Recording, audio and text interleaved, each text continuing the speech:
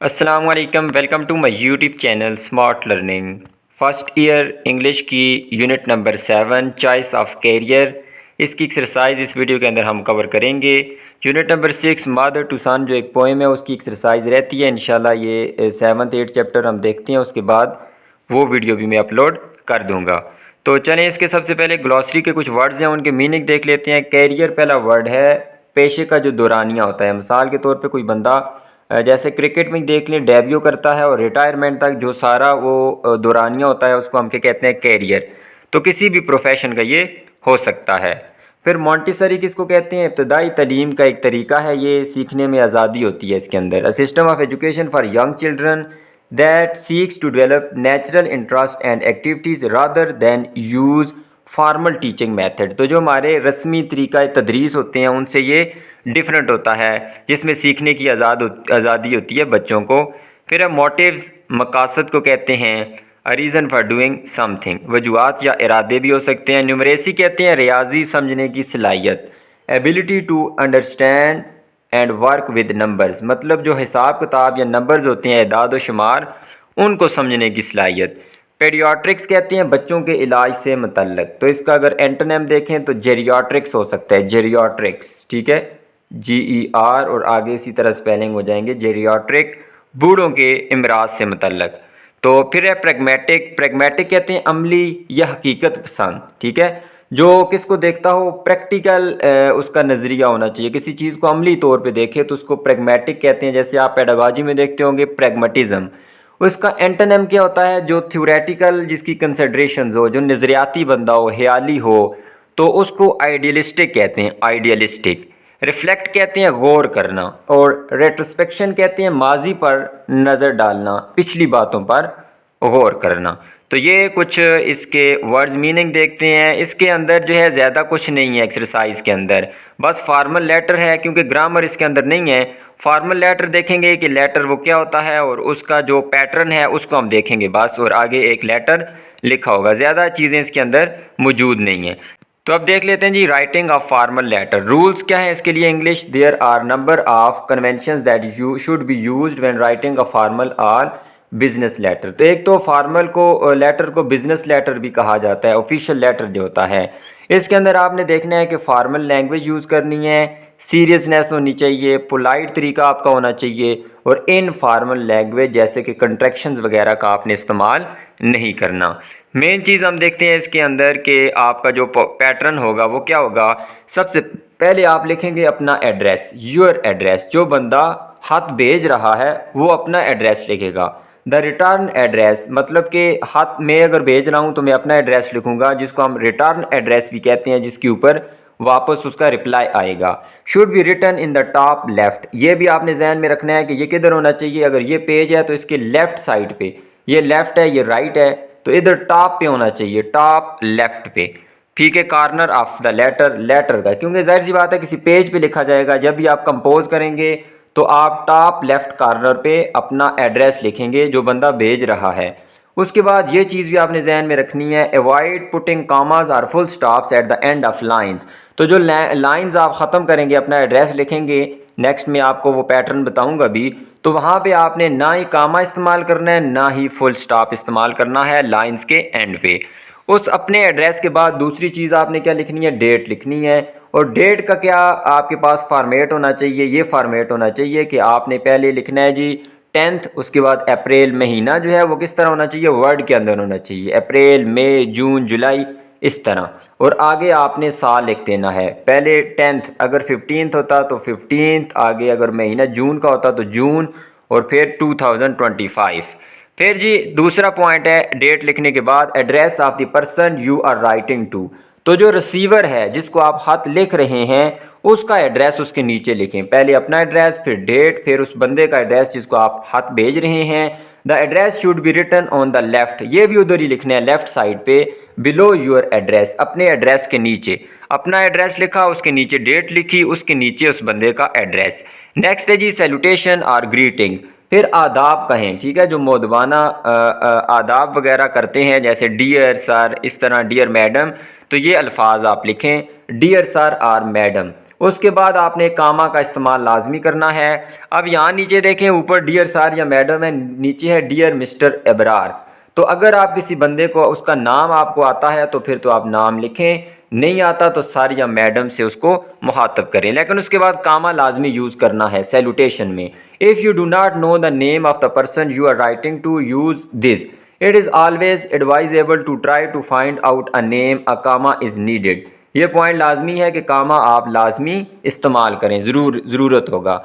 तो ये मशवरा दिया जाता है कि मशवरा यहाँ दिया जा रहा है कि आप कोशिश करें कि उस बंदे का आपको नाम पता हो, ठीक है, ज़्यादा अच्छा इंप्रेशन पड़ेगा। If you know the name, अगर आपको नाम पता है तो ये टाइटल आप साथ इस्तेमाल करें, मिस्टर, मिसेज, मिस या मिस, ठीक है।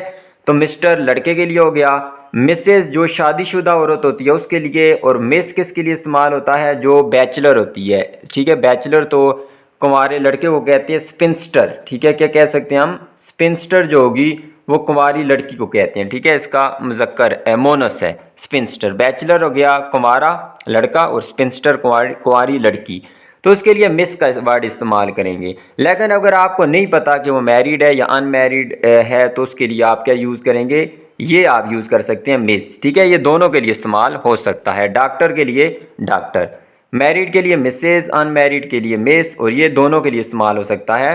And the sir name only, और सिर्फ सर नेम लिखें, पूरा नाम लिखने की ज़रूरत नहीं है।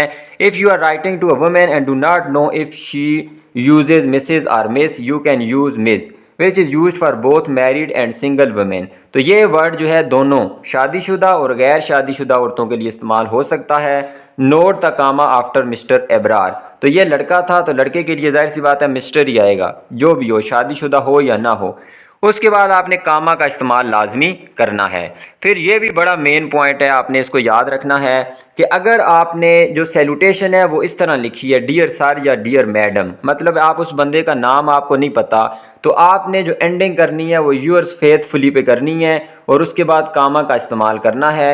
ये यूअर्स आपने लाजमी याद रखना है, ये इस तरह आपने नहीं लिखना।